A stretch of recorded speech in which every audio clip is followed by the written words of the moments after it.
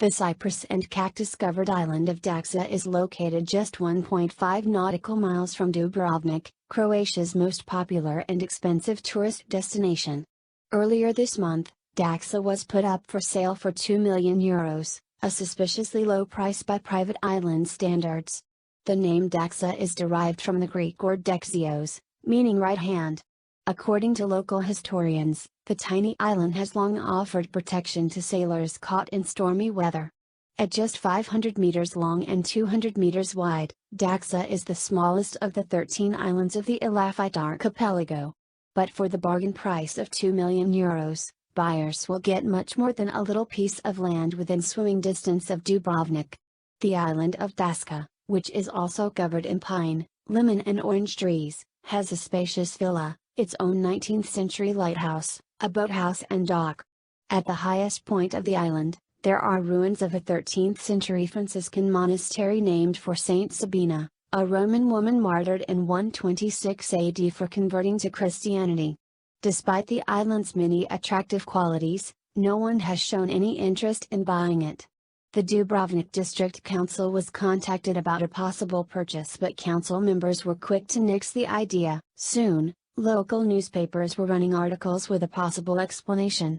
A few years ago, people started discovering human skeletons on the island, and word got around town, Daksa has ghosts. According to local records, partisan forces entered Dubrovnik on October 18, 1944 and proceeded to round up dozens of suspected Nazi collaborators, including priest Peter Perica and the newly appointed mayor, Niko Koprivica.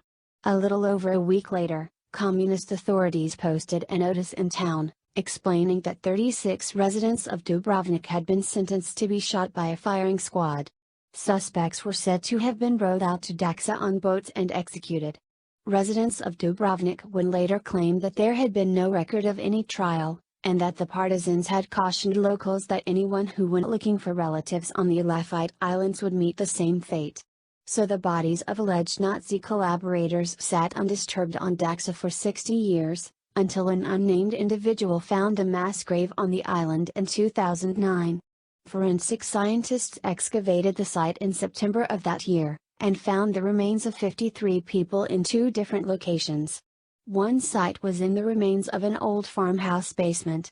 All of the skeletons were male. Along with the remains, excavators found crosses, rosaries, and priests' collars. Forensic scientists concluded that several Catholic priests were among the executed.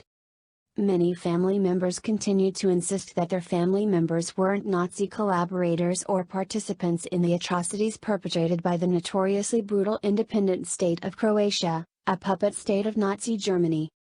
Meanwhile, residents of the medieval city of Dubrovnik say ghosts of the executed men still haunt the island of Daksa, seeking some sort of revenge.